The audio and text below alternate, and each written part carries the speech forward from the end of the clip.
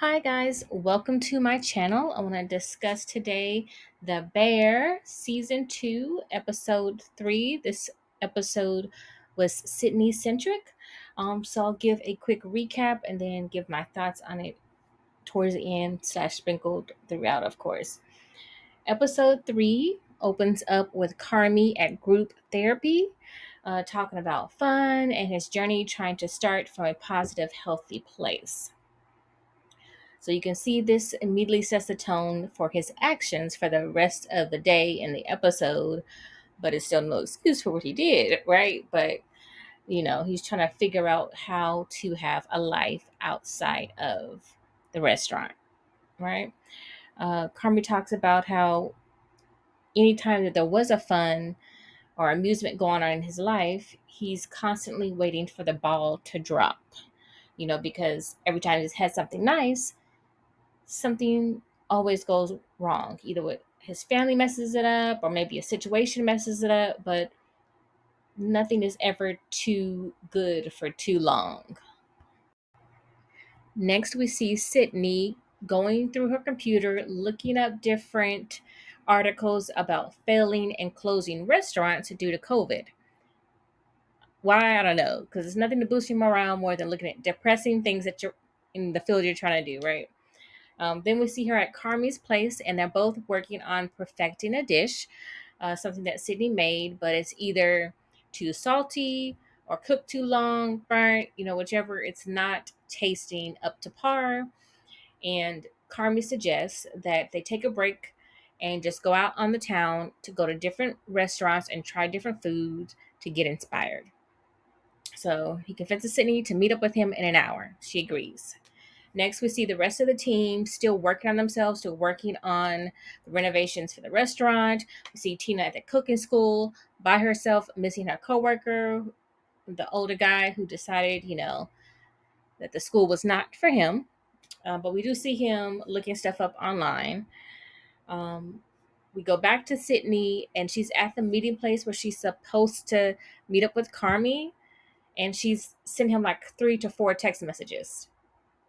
What happened to Carmy? Well, Carmy got a phone call. Carmy got a phone call from a woman, Claire, who he met in one of the previous episodes, who, by the way, he gave his wrong phone number to, but yet she still hunted down his real phone number. Nothing more awkward than that. Like, hi, I know you didn't expect me, but I'm here anyway. So, Claire calls Carmy and asks him for a favor. She needs to borrow his car or his truck to help move some boxes. And she asks him if he's free. The man pauses and was like, yeah, I guess I can make it happen. Just totally ignoring his plans with Sydney. So then eventually he responds back to Sydney that, something came up and he won't be able to meet her after all. However, Sydney is a trooper and she goes through with the plan. She goes to various restaurants all day, tries different stuff on the menu from breakfast to lunch to dessert, and that food was looking very good. So if I ever go to Chicago, I am looking up some places for sure. Anyway, so she's not only tasting the food, taking notes, she's also talking to mentors, talking to past chef friends or people she used to work with, and getting tidbits of advice from them and how to properly run a business. And your menu can be great, but if your staff isn't on point and if the checks and balances aren't adding up correctly, you can find yourself in the hole, getting closed, like all those restaurants she was reading about earlier. So all day she was sort of like, soaking it in, being a sponge, soaking in information, but then also being warned at the same time. Because it was very interesting when she ran into um, one of her friends. I don't know if she was a past coworker or if they went to the same school, but Sydney was, bragging that she is a partner in this new restaurant that she's doing, and it's going better than her last restaurant now because she's partnered up with Carmy. And her friend was excited for her, and she was like, "So great! What percent of the company do you own?" And Sydney had nothing to say. She was stuttering, like, well, I'm just, partner in menu wise. Like, makes no sense. And it was a huge red flag that I feel like Sydney hella ignored. Okay. Not only is she visiting these restaurants, talking to these people, she's also doing job posts because they need more chefs, they need more cooks, they need more staff, they need everything. She's also picking out the silverware, and she's literally doing 90% of the stuff while Carmy is going around town with this girl whose number he didn't even want to give. Like, dude, come on. So after she does all that all day, she comes back to the bear while they're doing the construction. And to her surprise, most of the walls have been torn down. And so she's like, what's happening? Everyone's there, even Carmy's there. And so she pulls him to the side and asks him what's going on. And he's like, well, it needed to be done. So it got done.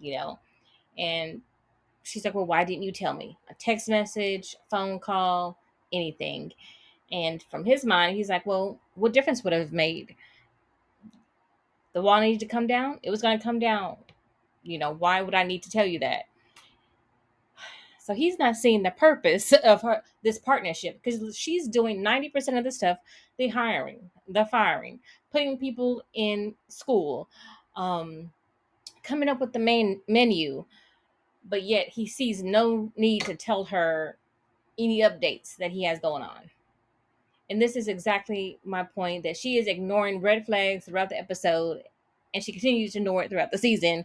So this was the most frustrating part for me about this episode. Like, girl, your friend was just telling you earlier in the day, hey, what percent do you own? You're like, nothing, and this and that. But yet you can see why. Like, you're his partner in verbally, but on paper and respect wise, does he even really fully respect you like that? It's questionable. He respects her menu ideas, he respects her cooking skills, and he does respect her leadership. That's why she's in charge of certain things, but he doesn't know how to be a partner, at all. And she's gonna have to teach him how to treat her. You have to teach people how to respect you, how you want to be treated, especially if they don't know. And I will give Carmen that benefit of the doubt. He's never had a partner before. This is his first own personal restaurant that he's had, because he's only worked at other restaurants. He's only, been under other people. He may have that Michelin star, but he never fully owned a restaurant all by himself. So, he needs to be taught, okay, if she really is my partner, let me behave in a certain way. Even if she can't do anything about the wall, let me just give you some updates of what's happening, because I know you're out there working, you know, working hard for the money for sure. But that was so frustrating for me, of Sydney ignoring all them flags and just not saying anything. I can understand not saying anything in that moment because the staff was looking at their conversation, them arguing. But girl, at some point throughout the rest of the season, she should have been like, okay, can I have something in writing? Can I be legally your partner on paper? Can I own 50% of this, or 20% of this restaurant? Something. But no. And maybe that's part of her self sabotage thing, just not being confident in herself. You know what I mean? To stand up for herself, because she has had, I think, one or two failed businesses on her own. So, she's trying to be trusting to his vision and his leadership. But girl, he's not owned one by himself either. So it's just, she needs to give herself more credit, because she is doing 85% of the work, you know. So that was very frustrating for me, but I did enjoy the episode, and I did like, that she was able to spend some quality alone time and get to think and get to be creative herself, and, get to talk to those past friends and mentors and things like that. But take their advice, heed people's advice. If you keep hearing a theme throughout a day or through a week, that keeps knocking on your mind's door, like, why does this subject keep happening? Why does this keep coming up? It's for a reason. Pay attention to the signs, pay attention to what God is trying to tell you, okay? Or the universe, whatever you believe in. Like, God's trying to tell you something. Pay attention. Um, but I enjoyed the overall episode and can't wait to watch the rest of the season. Comment down below what you think. Do you think Sydney also ignored the red flags, or do you agree that, what she did was right for the moment? Sydney, Carmen, excuse me, can be trusted. He's not going to burn her. I don't know. I don't know. It's only season 2, but yeah, we'll see how it goes.